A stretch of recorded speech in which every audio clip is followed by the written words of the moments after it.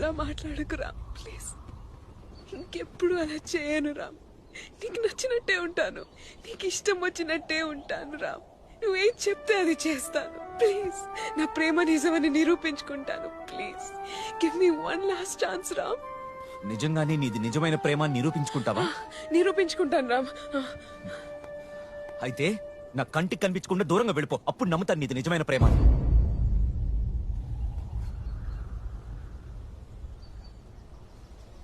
పో.